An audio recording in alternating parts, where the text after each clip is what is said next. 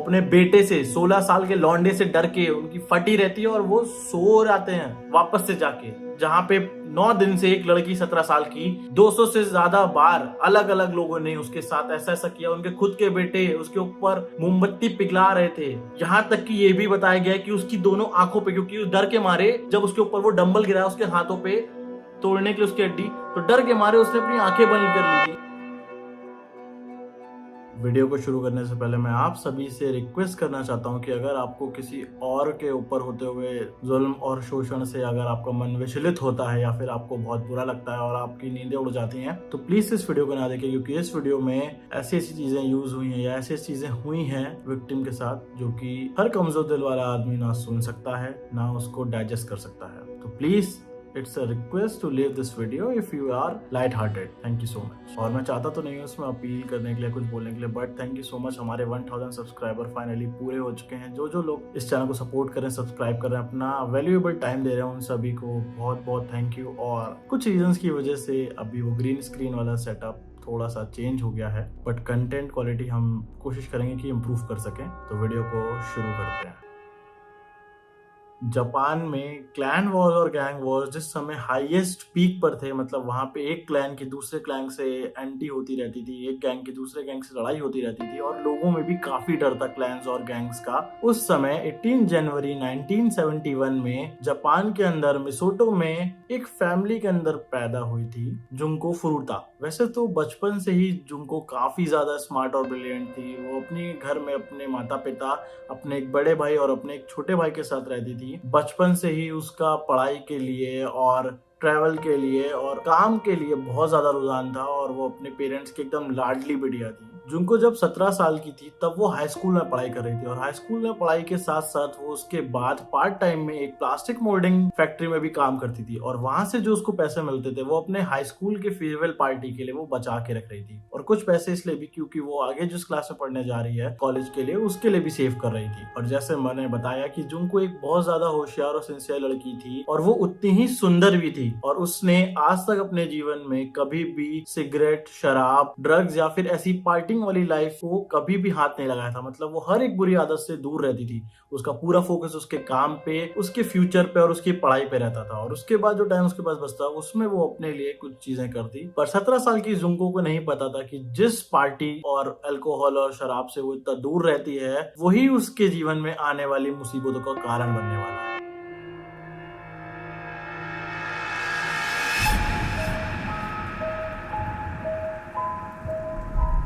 Junko के ही high school में पढ़ने वाला एक और लड़का 18 साल का हिरोशी मियानो, जो कि उस टाइम के पॉपुलर गैंग याकुजा क्लैन को रिप्रेजेंट करता था, वो जुंको को कहीं देख लेता और उसका दिल जुंको पे आ जाता है। तब वो जुंको को सबके सामने प्रपोज करने के लिए जाता है, पर जुंको उस प्रपोजल को कि मेरा इन सब में दिलचस्पी नहीं है इसको बोलते हुए नकार देती है और वो बात हिरोशी के ईगो पे लग जाती है। पर वो कोशिश करना बंद नहीं करता। वो सोचता है कि मैं एक ऐसा प्लान बनाता हूँ कि एक दिन जुंको के पीछे जब कभी गुंडे पड़े होंगे तो वो आएगा वहां पे और हीरो की तरह उसको बचा लेगा और गुंडों को मार के भगा देगा, और जिसकी वजह से जुंको के दिल में उसके लिए प्यार और उसके दिमाग में जो हिरोशी है वो एक हीरो बन जाएगा। तो वो अपने प्लान के अकॉर्डिंग एक दिन वैसे ही कर रहा होता है। तो जब जुंको अपने पार्ट टाइम वर्क खत्म करके अपने घर की ओर जा रही होती है अपनी बाइक पे, तभी हिरोशी का एक दोस्त उसके कहने पे जुंको को इतनी जोर से मारता है कि जुंको अपनी साइकिल के साथ गिर जाती है। और वही सब सेम चीजें होती हुई हिरोशी वहीं दूर पे छुप के खड़े होकर देख रहा होता है कि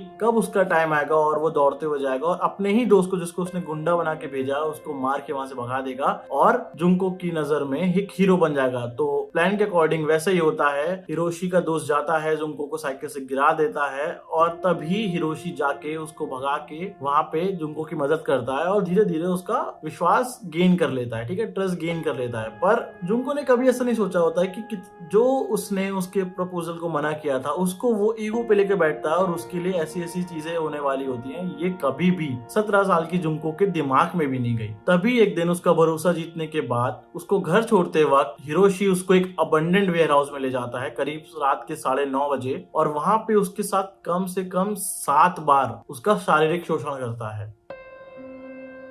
और इतना ही नहीं, उसके अंदर जो भड़ास भरी होती है वो उसको अपनी स्कूल की बेल्ट से और उसको मार पीट के निकालता है, और रात भर उसके साथ शोषण करने के बाद वो उसको एक होटल में ले जाता है और वहां पे अपने 2 और दोस्तों को बताता है कि मैं ऐसे ऐसे एक लड़की को ले आया हूँ जुंको को, और उनको ब्रैग करता है। तभी उसके दोस्त कहते हैं कि अच्छा, हमें भी देखना है और हमें भी उसके साथ ऐसी चीजें करनी है। और 25 नवंबर 1989 को वो अपने 2 दोस्त जो ओगुरा, जो कि 17 साल का होता है, और 17 साल का ही यासुशी वाटानाबे को भी उसी होटल में बुला लेता है, और वो तीनों लोग बारी बारी जुंको के साथ शारीरिक शोषण करते हैं, और उसको सिर्फ शोषण नहीं करते बल्कि उसको बुरी तरह मारते भी हैं। तब वो दोनों लोग घर चले जाते हैं अपना मन भरने के बाद। तो हिरोशी उसको सुबह के 3 बजे के करीब पास में ही होटल के एक पार्क होता है वहां पे ले जाता है, जहां पे ऑलरेडी जो ओगुरो वाटानाबे और एक और लड़का नोबुहारू मिनाटो उनका वेट कर रहा होता है। और नोबुहारू मिनाटो उन चारों लोगों को, मतलब जुंको को, हिरोशी को, जो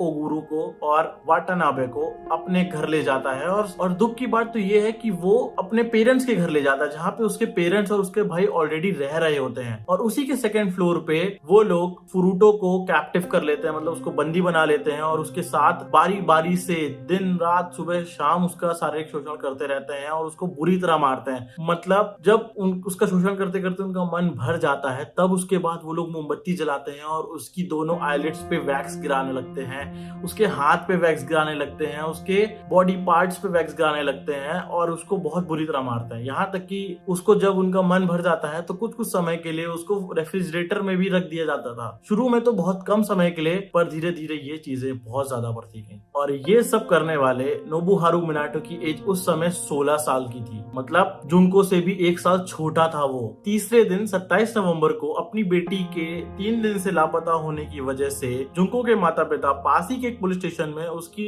रिपोर्ट लिखवाने जाते हैं मिसिंग की। पर ये बात उन चारों लॉन्डो को पहले से पता थी, इस वजह से वो होशियारी दिखाते हुए जुंको से पहले ही उसके घर पे कॉल करवा देते हैं कि तुम अपने घर पे ये बोलो कि तुम अपने एक दोस्त के साथ घर छोड़ के भाग गई हो, और तुम जहां हो वहां पे अच्छी भली हो, और उसकी चिंता ना करें, और ना ही कोई रिपोर्ट ऐसा करके कंप्लेन करने की जरूरत है। जुंको जब मना करती है तो क्योंकि वो याकुजा गैंग से होते हैं, इस वजह से वो उसको थ्रेटन करते हैं कि याकुजा गैंग को हमने तुम्हारे एड्रेस के बारे में बता दिया है, अगर जैसा हम कहेंगे तुम वैसा नहीं करोगी तो हम तुम्हारे साथ साथ तुम्हारे परिवार को तुमसे पहले मार डालेंगे। इसी डर में जुंको अपनी फैमिली को फोन करती है और उनसे ऐसे सब बातें बोल देती है जो जो उन चारों लोगों ने उनसे बोलने के लिए कही थी। इवन यहाँ तक कि मिनाटो को जुंको के साथ ऐसा पोज करवाया जाता है उसकी गर्लफ्रेंड बना के, जिसकी फोटो वो उसके पेरेंट्स को भेजते हैं कि भैया देख लो, अब आपकी बिटिया जो है वो घर छोड़ के चली गई, अपने बॉयफ्रेंड के साथ है और खुश है। पर एक ऐसी लड़की जो कि अपने क्लास में टॉपर थी, हर नशे से हर चीज से दूर थी, एकदम से वो आपको फोन करती है कि वो घर छोड़ के भाग गई है और अपने बॉयफ्रेंड के साथ घूम रही है। ये सोच के उसके पेरेंट्स को लगता है कि ये सब फालतू की बकवास है, पक्का हमारी बेटी के साथ कुछ गलत हो रहा है। इस वजह से वो उसको इग्नोर करके अपनी इन्वेस्टिगेशन को जारी रखने के लिए बोलते हैं। और 28 नवंबर की रात को करीब 8:30 से 10 बजे के करीब मिनाटो और हिरोशी 2 और लड़कों को वहां बुलाता है, जिसमें से एक का नाम तेत्सुओ नाकामुरा और दूसरे का नाम कोइची इहारा था। और वो लोग जब आते हैं और उनके फैमिली के बीच वाले फ्लोर से होते हुए 2nd फ्लोर की स्टेयर्स के ऊपर जाते हैं, तब वो देखते हैं कि वहां पे जुंको को कैप्टिव बना के रखा गया और उतने समय वो अपने घुटनों के बल बैठी होती है। और उस टाइम पे उसने एक लॉन्ग टी शर्ट पहनी होती है व्हाइट कलर की और एक स्कर्ट पहनी होती है, जो कि हिरोशी मियानो ने कुछ समय पहले इस कांड को अंजाम देने से पहले ही एक पास के स्टोर से चुराया हुआ होता है। और पुलिस की माने तो इन चारों लोगों का, मतलब जितने भी लोग इसमें इन्वॉल्व थे, उन सब की ऑलरेडी बैकग्राउंड में काफी मोलेस्टेशन, चोरी, डकैती, मारपीट के केस ऑलरेडी रजिस्टर्ड थे। मतलब ये जो 16, 17 साल के बच्चे थे ना, ये एक्चुअली में बच्चे नहीं थे, बल्कि उस टाइम पे इतने बड़े बड़े ये लोग कांड करके बैठे थे। और जब ये दोनों नए लड़के आते हैं, नाकामुरा और इहारा, तब उतने टाइम पे ये लोग सब साथ में मिलके कफ सिरप पीते हैं और मेडिकल दवाइयां खाते हैं, जिसकी वजह से ये लोग प्रिटेंड करते हैं कि ये लोग हाई हो चुके। और इसी मौके का फायदा उठाते हुए जुंको वहां से भागने की कोशिश करती है, पर तभी जुंको के पैरों को हिरोशी पकड़ के इतनी जोर से खींचता है, उसको गिरा देता है कि उसकी चीख निकल जाती है और तभी इयारा उस चीख को दबाने के लिए जुंको के मुंह पे तकिया लेके बैठ जाता है और ये चीख नीचे सो रहे मिनाटो के माता पिता को सुनाई देती है, पर वो लोग कुछ भी नहीं करते और उसको इग्नोर करके सो जाते हैं। और इतनी तेज से गिरने की वजह से जुंको अनकॉन्शियस हो जाती है और वो लोग उसको पलटते हैं तो उसका मुंह जो होता है वो ऊपर सीलिंग की तरफ होता है और उसके अनकॉन्शियस होने के बाद भी वो सारे लोग एक साथ उसका शारीरिक शोषण करते हैं और पूरी रात उसका शोषण करते रहते हैं और उसको मारते भी रहते हैं।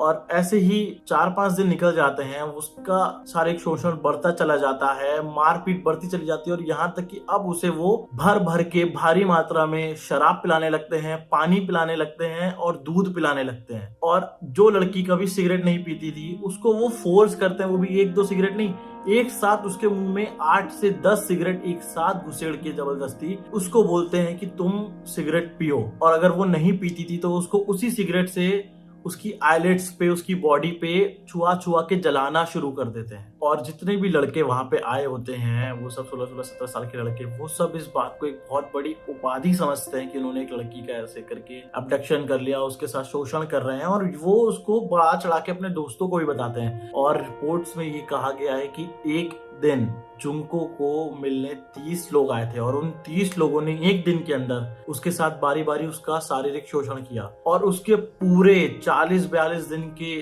जितने भी दिन उसको कैप्टिव रखा गया उसके दौरान 100 से ज्यादा लोगों ने जुंको के साथ शारीरिक शोषण किया। और यही नहीं, कितने लोग तो ऐसे थे जो उसका शोषण करने के बाद उसको मारते और ना सिर्फ मारते बल्कि उसके ऊपर यूरिनेट भी करते और उसको फोर्स करते कि वो उनके साथ साथ अपनी खुद की यूरिन को भी ड्रिंक करे। जब वो ऐसा नहीं करती थी तो उसको और बुरी तरह मारा जाता था और उसके ऊपर लाइटर का जो फ्लूइड होता है ना, लाइटर फ्लूइड, वो तोड़ के डाल के उसके हाथ और पैरों पे उनको वो जलाया करते थे। और दुख की बात ये नहीं है कि ये सिर्फ लड़के कर रहे थे, बल्कि उन 100 लोगों में से बहुत सारी लड़कियां भी अपने अपने पार्टनर्स के साथ जुंको के ऊपर हो रहे ये अत्याचार देखने आती थी और एंजॉय भी करती थी। यहाँ तक तो एक लड़की ने तो जो स्विंग नीडल्स होती है ना, सिलाई वाली सुई, उससे जुंको के ब्रेस्ट पे और फेस पे डूडल भी बनाया था। मतलब ऐसे गड़ो गड़ो के डूडल्स भी बनाए थे उसके फेस पे जब वो पूरे होश में थी।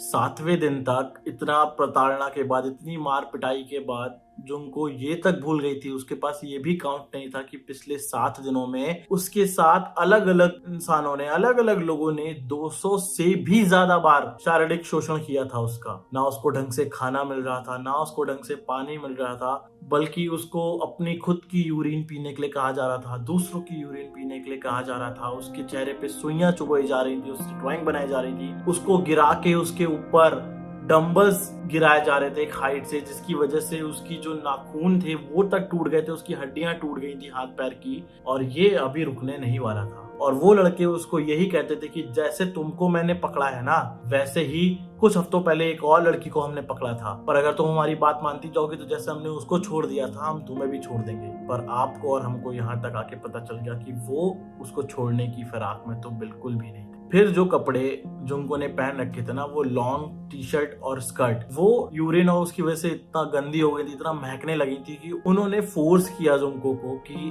अब उनको हटा दो। और उन्होंने उस समय, मतलब विंटर्स चल रहे थे जापान में, और उस समय उसको बिना कपड़ों के बाहर बालकनी में ठंड में रात रात भर छोड़ दिया करते थे। और जब 8-9 दिन तक उसके साथ ऐसा ही करने के बाद उनका मन भर जाता था या फिर वो उससे और गुस्सा हो जाते थे क्योंकि उसके शरीर से बदबू आने लगी थी और वो ऐसी हालत होने लगी थी, तो उसको जो पहले कुछ समय के लिए रेफ्रिजरेटर में रखते थे, अब उसको घंटों घंटों भर रेफ्रिजरेटर में रख देते थे, तब तक जब तक कोई और नया आदमी या फिर उनका मन नहीं होता था उसको वापस से निकाल के उसके साथ खेलने और उसको मारने के लिए। और इन सब में एक और दुख की बात ये थी कि मिनाटो के माता पिता और उसके भाई को पता था कि ऊपर उनके बेटे और उसके दोस्त एक लड़की के साथ, एक 17 साल की लड़की के साथ पिछले 9 दिनों से क्या कर रहे हैं। पर उनको पता था कि उनका बेटा मिनाटो, जो कि पहले भी ऐसे रेप के चार्जेस में और चोरी डकैती में उसका नाम आ चुका है, वो उसके एंगर इशू से इतना डरते थे कि उन्होंने भी कुछ नहीं किया। कुछ किया तो वो मिनाटो के बड़े भाई ने, उसने बस उनको ये बोला कि अगर तुम ऐसा ही करते रहोगे तो ये लड़की एक दिन मर जाएगी।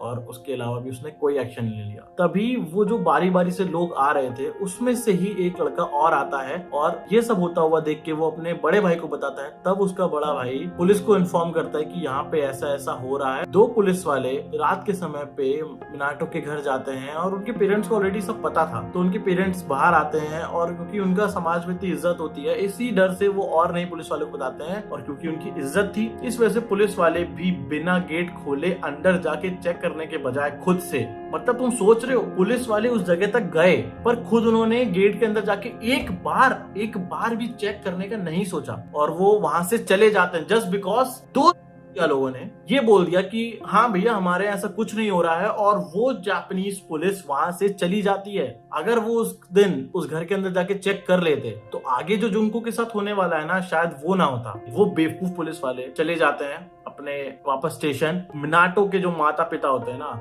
वो भी कुछ नहीं करते हैं, वो अपने बेटे से 16 साल के लौंडे से डर के उनकी फटी रहती है और वो सो जाते हैं वापस से जाके, जहाँ पे 9 दिन से एक लड़की 17 साल की 200 से ज्यादा बार अलग अलग लोगों ने उसके साथ ऐसा ऐसा किया। उनके खुद के बेटे उसके ऊपर मोमबत्ती पिघला रहे थे, यहाँ तक कि ये भी बताया गया कि उसकी दोनों आंखों पे, क्योंकि डर के मारे जब उसके ऊपर वो डंबल गिरा उसके हाथों पे तोड़ने की उसकी हड्डी, तो डर के मारे उसने अपनी आंखें बंद कर ली थी। इस वजह से वो मियानो और मिनाटो उन दोनों लॉन्डो ने उसकी आंख के ऊपर मोमबत्ती रख के जला दी आईलिड्स पे, ताकि वो आंख ही ना बंद कर पाए। और यहाँ तक उन सब ने मिलके उसके बॉडी के सारे हेयर शेव कर डाले थे। उसकी आईब्रोज सिगरेट का जो ऊपर जल्दा होता है ना उससे उसकी पूरी आईब्रोज जला डाली थी। पर यहाँ पे भी वो रुकने वाले नहीं थे, इस जगह पे भी उनका मन नहीं भरा था। वो सोच रहे थे कि अब और नया क्या करें, क्योंकि अभी तो बोर हो गए वो, तो उसको उठा के वापस से उन्होंने रेफ्रिजरेटर में डाल दिया और एक पूरे दिन तक वो रेफ्रिजरेटर नहीं खोला। उसको खाना भी नहीं देना बंद कर दिया उन लोगों ने। और 10वें दिन इतनी मार खाने के बाद, घूसे खाने के बाद चेहरे पे उसकी नाक के उसका जो साइनस था ना वो साइनस में ब्लड जम गया था, इसकी वजह से वो सही से सांस नहीं ले पा रही थी।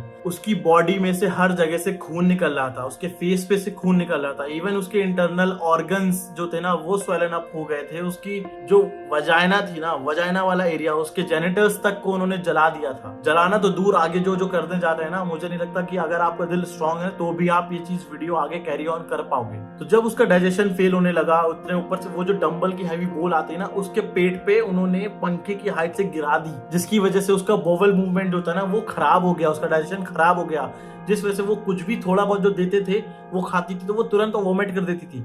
और वो वोमिट जब वो करती थी ना तो ये देख के उसके जो कितने भी कैप्टिवेटर्स थे ना जिन्होंने उसको पकड़ के बंदी बना के रखा था, उनको और गुस्सा आता है और वो उसको और बुरी तरह मारते हैं। डे 10 से डे 20 तक के बीच में घर पे उस रूम के अंदर पड़ी हर चीज से जुंको को मारा जाता है। उनके पूरा फ्रेंड्स ग्रुप, इवन जुंको के जो भी स्कूल में दोस्त है ना वो भी आते हैं, उसके साथ शारीरिक शोषण करते हैं, उसको मारते हैं, उसके ऊपर यूरिनेट करते हैं, उसको फोर्स करते हैं, उसको फ्रिज में बंद कर देते हैं, उसको बॉटल से 2 बॉटल से सही पूरी बॉटल्स उसकी पूरी बॉडी में घुसेड़ देते हैं। यहाँ तक कि ना एक बार उनको कुछ नहीं करने को मिल रहा था तो वो लोग एक जलते हुए बल्ब को उसके जेनिटल्स के पास लाके घुमा रहे थे और उसको तब तक घुमाते रहे जब तक वो बल्ब वहीं पे टूट के बिखर नहीं गया। गरम जलता हुआ बल्ब। 17 साल 16 साल के लॉन्डो की ये मेंटालिटी 20वें दिन तक जुंको की बॉडी उसका साथ छोड़ना शुरू कर देती है। उसके लंग्स सांस लेने और छोड़ने में नाकाम होने शुरू हो जाते हैं, उसके साइनस में क्लॉटिंग हो जाती है, उसकी वजाइनल क्लॉटिंग शुरू हो जाती है, उसकी बॉडी हाथ पैर सब सूजने लगते हैं, उसकी उंगलियों के नाखून तक टूट के मतलब टुकड़े टुकड़े हो जाते हैं डंबल्स गिराने की वजह से। और जब ये देख के उनको मजा नहीं आता है ना तो 22वें दिन वो क्या करते हैं, 2 लौंडे जुंको का मुंह पकड़ते हैं और उसको ऐसा कंक्रीट के फर्श पे ऐसा करके लिटा देते हैं और तीसरा और चौथा लौंडा उसके चेहरे के ऊपर मतलब मुंह के ऊपर बेड से कूदते हैं। और यहां तक का तो जो पेन है ना वो तो जुंको की बॉडी भी नहीं झेल पाती और वो अनकॉन्शियस हो जाती है। और फिर ये लोग उसके साथ शारीरिक शोषण करते हैं जो अब जुंको सोच भी नहीं पाती है कि इससे ज्यादा उसके साथ क्या होगा। उसकी बॉडी ने रिटेलिएट करना बंद कर दिया था, वो इतने दर्द में थी और अब वो उनसे कहने लगती है कि प्लीज इससे अच्छा तुम मुझे मार दो, तुम मुझे मार दो। वो उससे भीख मांगती है कि तुम मुझे मार दो, 20 दिन हो गए, तुम्हारी जितनी भी सब चीजें होंगी सब तुमने पूरी कर ली, तुम मुझे मार दो। यहाँ तक कि उसकी बॉडी का ऐसा हाल हो गया था कि उसको उस कमरे के वॉशरूम तक जाने के लिए 1 से 2 घंटा लगने लगा था, क्योंकि वो चल के नहीं जा पा रही थी, वो रेंग के जाती थी वॉशरूम। और यहाँ तक अब उसकी वॉशरूम जो उसकी यूरिनेटिंग फ्लो था वो भी अनमैनेजेबल हो जाता है, मतलब उसको इरेगुलर यूरिनेशन शुरू हो जाती है। जब रिपोर्ट्स में मिला तब पता चला कि इतने टाइम तक, इतनी ज्यादा ट्रॉमा के बाद जो जुंको का जो ब्रेन होता है ना, अगर मान लो वो इतना बड़ा होता है तो वो इतना सा हो गया था। 22वें-23वें दिन तक जाके इतना उसके साथ मेंटल टॉर्चर किया गया था। फिर 24वें दिन जब ये सब करने के बाद उन सबका मन भर जाता है, तब वो क्या करते हैं कि जुंको को उल्टा करके टांग देते हैं और उसको पंचिंग बैग बना के उस पे पंचिंग प्रैक्टिस करते हैं। उसका उल्टा टांग रहे होते हैं तो उसके पैरों पे मारते हैं, उसके पैरों पे, उसकी मतलब हाथों पे फिर से लाइटर फ्लूइड डाल के उसको आग लगा देते हैं और उसको जलते हुए देखते हैं दर्द में। फिर उसको गिराते हैं, फिर उसके ऊपर डंबल मारते हैं और फिर वही सेम चीज बार बार करते रहते हैं। वो 24वें दिन, डे 30, जब उसकी बॉडी फेल होने शुरू हो जाती है, उसकी यूरिनेशन प्रॉपर नहीं होती, वो खाना नहीं खा पाती, कुछ उसको डाइजेस्ट नहीं हो रहा होता है, वो चल नहीं पाती, हिल नहीं पाती। इवन अगर उसके सड़ते हुए घाव पे जब मसल पड़ जाता है, उस पर जब मक्खी आके बैठ रही थी, तो इतना दर्द होता है कि वो उस मक्खी तक को नहीं उड़ा सकती थी। उसके हाथ पैर ऐसे फेल हो चुके होते हैं। तब ये लोग सोचते हैं कि अब इसके साथ क्या करें, क्योंकि अब तो इसमें से बदबू भी आने लगी, अब इसके साथ क्या करें। तब ये लोग एक शार्प थिक रॉड लेके आते हैं और अभी तक 30 दिन तक जो जो उसके साथ यूज हुआ ना, मैं आपको एक बार उसके बारे में बता देता हूँ कि 30 दिन तक उसके साथ उन्होंने क्या क्या यूज किया। बॉटल्स, टूटी हुई और सही दोनों तरीके की, pliers, plunger, iron rod, nail cutter, bulb, chicken सुअर, मतलब जैसे चिकन को ऐसा करके उसके अंदर घुसेड़ते हैं वो, wooden sticks, bamboo sticks, baseball bat, rusted iron rod, knifes. Even एक लड़के ने तो उसके साथ उसकी जो लेफ्ट ब्रेस्ट की जो उसकी निप्पल थी उसको भी प्लायर से पकड़ के खींच के फाड़ दिया होता है। और ये बस अभी 30वें दिन तक कुछ लिस्ट बची है जो उसके साथ हुई है। पूरा तो रिपोर्ट में किसी को भी बताया नहीं गया कि उसके साथ क्या क्या हुआ है। तो कुछ दिन और ऐसे निकल जाते हैं। न्यू ईयर की दिसंबर आ जाता है और न्यू ईयर ईव होती है 1 तारीख को। तो वो अपने आप, मतलब उस टाइम पे सब पार्टी करने गए होते हैं तो वो अकेली होती है। तब वो न्यू ईयर पे देखती है, थोड़ी चांद इकट्ठा करती है और नीचे पहुंचती किसी तरह फर्स्ट फ्लोर पे। वहां पे वो फोन मिलाती है पुलिस स्टेशन, और जैसे ही वो कुछ बोलने वाली होती है तभी पीछे से हिरोशी आ जाता है और फोन उससे छीन लेता है और फोन कान पे लगा के बोलता है कि हाँ, वो मैंने ही आपको गलती से कॉल कर दिया है, कोई भी ऐसी टेंशन की बात नहीं है। जिस समय हिरोशी ये बात फोन पे बोल रहा होता है, उस समय इस 40 दिन तक जुंको ने जो नहीं सोचा था, इतना सब झेलने के बाद भी उसके अंदर जो डर नहीं आया था, ये डर कि उसने फिर से भागने की कोशिश करी, पुलिस को कॉल मिलाया, वो बच सकती थी, बट उसको हिरोशी ने पकड़ लिया।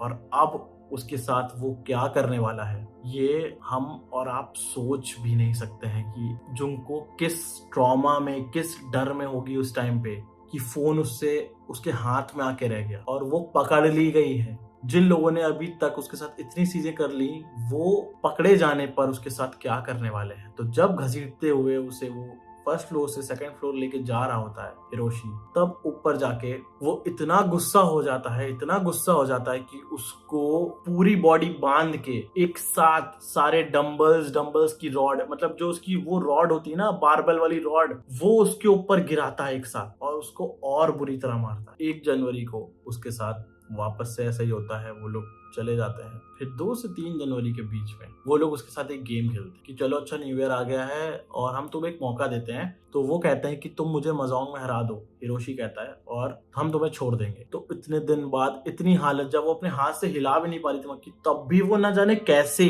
वो इतनी इंटेलिजेंट होती कि तब भी उस हालत में भी वो हिरोशी को हरा देती है। और सबके सामने एक ऐसी लड़की जिसकी हालत भी नहीं है बोलने तक की, उससे हिरोशी हार जाता है। और ये जीत शायद जुंको की एक सबसे बड़ी जीत होने वाली थी। तब हिरोशी इतना गुस्से में आ जाता है कि वो लाइटर फ्लूइड लेता है और उसके हाथ से लेके पैरों तक, सर तक, इवन उसके मुंह के अंदर, उसकी आंखों में भी वो लाइटर फ्लूइड डाल देता है और आग लगा देता है। जुंको कोशिश करती है कि वो उस आग को बुझा सके, किसी तरह अपने मुंह से तो बुझा सके। पर एक दो बार हाथ उठाने के बाद उसके शरीर में इतनी ताकत नहीं बचती कि वो हाथ हिला पाए और वो खुद को जलते हुए देख रही थी। और इस टाइम तक भी जब वो जल रही थी तो लगातार 2 घंटे तक वो सब मिलके उसको मारते रहे, उसको पीटते रहे, उसकी आंखों पे मोमबत्ती से वैक्स गिराते रहे, उसकी आंखों पे जलती हुई मोमबत्ती रख दी दोनों साइडों पे ऐसे ऐसे करके, उसको डंबल्स फेंक के मारते रहे, उसको किक करते रहे। और 2 घंटे बाद आखिरकार जुंको इस सारी तकलीफ और ट्रॉमा को छोड़ के फाइनली मर जाती है। पर उनको वो तब भी पता नहीं चलता, वो उसको वैसे ही छोड़ के वहां से चले जाते हैं। तभी जो मिनाटो का भाई है ना, वो ऊपर आता है और उनको फोन करके बताता है, वो पार्टी कर रहे होते हैं तो उनको फोन करके बताता है कि जुनको जो है वो मर गई है। और उनकी वो हालत खराब होती है कि वो सोच नहीं पाते। पर तब भी घर आते आते उनके पास एक प्लान बन जाता है कि अब पुलिस के डर से बचने के लिए, क्योंकि वो सब पहले से इतना सारा क्रिमिनल रिकॉर्ड होते हैं कि वो प्लान बना लेते हैं, तो वो क्या करते हैं, जुंको की बॉडी को एक बड़े बॉडी सूट वाले बैग में भरते हैं। और जुंको ना जब कैप्टिव हुई थी तो शुरू शुरू में जब वो बोलती रहती थी तब वो उनसे बोलती थी कि मुझे ना वो सबसे बड़ा रिग्रेट ये है कि मैंने जो टॉम्बो नाम की एक वहां पे उतना टाइम पे सीरियल था उसका फाइनल एपिसोड नहीं देख पा रही थी। तो जब उसकी बॉडी को वो उस बैग में भरते हैं तभी हिरोशी ना जाने कहां से वो वीडियो टेप ले आता है और उसके बैग में डाल देता है। इस वजह से नहीं कि उसको कोई सिंपैथी होती है, पर इस वजह से ताकि जुंको का जो भूत है ना आगे जाके, उसकी जो स्पिरिट है वो उसको आके डराए ना। तो हिरोशी उस बैग में उस वीडियो टेप को डाल देता है। फिर वो लोग वहां से थोड़ा दूर जाके एक 210 लीटर के मेटल ड्रम में, ऑयल ड्रम में उसकी बॉडी को डालते हैं और उसमें लिक्विड सीमेंट भर देते हैं। पर वो ये भूल जाते हैं कि, या नजरअंदाज हो जाता है उनसे कि उसके जो जुंको के जो थोड़े से बाल होते हैं ना, वो ड्रम के ऊपर सीमेंट के ऊपर रह जाते हैं। और फिर वो लोग उसको वहीं छोड़ के, एकदम खंडार में छोड़ के वहां से अपने अपने घर चले जाते हैं। किसी को भी नहीं पता कि जुंको कहाँ गई, कैसे गई, उसके पेरेंट्स को भी नहीं पता जुंको कहाँ गई, कैसे गई। वो सब फ्री हो गए। मिनाटो के पेरेंट्स को पता था कि क्या हुआ है, बट उसके बाद उन्होंने कोई कॉल नहीं ली। तब एक बार, क्योंकि उनका क्राइम रिकॉर्ड था, तभी एक बार हिरोशी को पुलिस पास में ही एक लड़की का और ऐसा शोषण और अबडक्शन होने की केस में पूछताछ करने जाती है। पर हिरोशी इतना बेवकूफ उस मामले में कि उसको लगता है कि वो कौन से के बारे में पूछ रहे हैं, क्योंकि उसने तो इतने सारे कर रखे हैं। तो वो गलती से जुंको के बारे में बताने लगता है और उसको लगता है कि शायद उसके जो दोस्त हैं उनमें से भी किसी ने मुंह खोल ही दिया होगा। तो वो खुला बैठ के पुलिस को सब बताने लगता है। और तब पुलिस कहती है ये तो हमने सोचा नहीं था। और जब पुलिस वहां चेक करने जाती है तब उनको वो 210 लीटर का ऑयल ड्रम मिलता है और उसके अंदर जब वो काट के निकालते हैं तब जुंको की ऐसी हालत की बॉडी मिलती है कि उसकी पहचान भी नहीं कर सकते। फाइनली उसकी पहचान उसकी फिंगरप्रिंट से होती है। और जब जुंको के पेरेंट्स को वहां बुलाया जाता है ना, तो उसकी माँ जब उसको देखती है तो उसके ट्रॉमा और शॉक से वो सालों तक साइकेट्रिस्ट को मिलने जाती थी। मतलब उनको लिटरली इतना मेंटल ट्रॉमा होता है कि सालों तक उनको उसकी मेडिकेशन करवानी पड़ती है। और इन सबको अपनी बातों छुपाने की वजह से जो हिरोशी है उसकी माँ उन्हें 50 मिलियन येन देती है, ताकि वो लगभग $3.5 लाख देती है, ताकि वो मुआवजे के तौर पे, वो जब पकड़े जाने के बाद कोर्ट उनके कहता है। अगर आपको लगता है कि ये सब होने के बाद भी वो जो लोग हैं वो मतलब जेल में ही रहे होंगे, तो नहीं भैया, वो अपनी अपनी जो सजाएं थी ना उनको 18 साल 19 साल, उन सब के बाद भी वो बाहर, उससे पहले ही बाहर निकल आए थे। और उन्होंने बहुत लोगों के साथ वापस से ऐसे ऐसे चीजें दोबारा करी। उन्होंने फिर से दूसरे लोगों को पकड़ पकड़ के उनका शोषण किया। एक की तो शादी हो गई थी तो वो अपनी बीवी को छोड़ने के बाद किसी और आदमी को मारने चला जाता है। हिरोशी जो है वो बार बार ऐसे केसेस में सामने आ रहा होता है। एक में तो उनमें से एक तो जज से कहता है कि आप हमारी 18 से कम करके प्लीज सजा कम कर दो। तो जज कहता है कि तुम पहले तो ये कर रहे हो और उसके बाद तुम ऐसा भी करोगे, तो उनकी सजा को और बढ़ा देता है 5-6 साल। बट तब भी वो सब लोग अपनी अपनी सजा पूरी ही नहीं करते, मतलब उससे काफी काफी महीनों पहले। क्योंकि जापान का ये मानना था कि हम जो क्राइम है उसको कम करें, क्रिमिनल्स को नहीं। तो वो लोग जो आपका माइनर्स में जो जेल होती है ना, उसको उतना लंबा और हार्श नहीं रखते थे। तो उनको जज बिना उनकी आइडेंटिटी बताए उनको रिलीज कर देता है। पर ये बात देख के वहां का एक लोकल न्यूज़पेपर का जो एक रिपोर्टर होता है, जिसका मैं नाम यहाँ लिख दूंगा, वो ना कहता है कि ये जो उन्होंने किया वो गलत, तो वो उनका रियल फोटो आइडेंटिटी पब्लिश कर देता है। और उस टाइम पे क्योंकि उन्होंने ऐसा कर रखा होता है तो इसलिए कोई भी उसके खिलाफ नहीं बोलता है कि हाँ अच्छी बात है कि इनके साथ ऐसा ही होना चाहिए था। और ना जाने जुंको जैसी कितनी सारी लड़कियां ऐसी होंगी जिसका उन सब लोगों ने शोषण किया होगा या फिर किडनैपिंग करी होगी।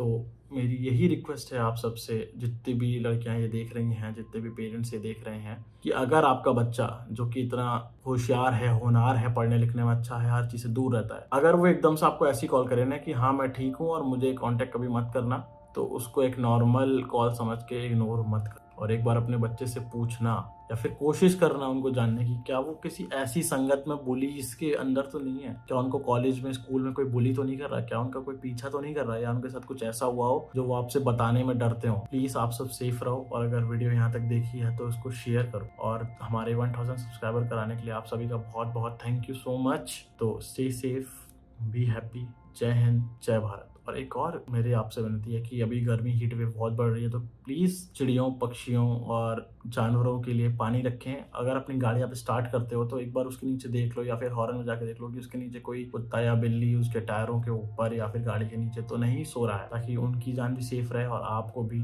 कोई ऐसा जीव हत्या का कोई दोष ना लगे। Thank you so much and stay safe.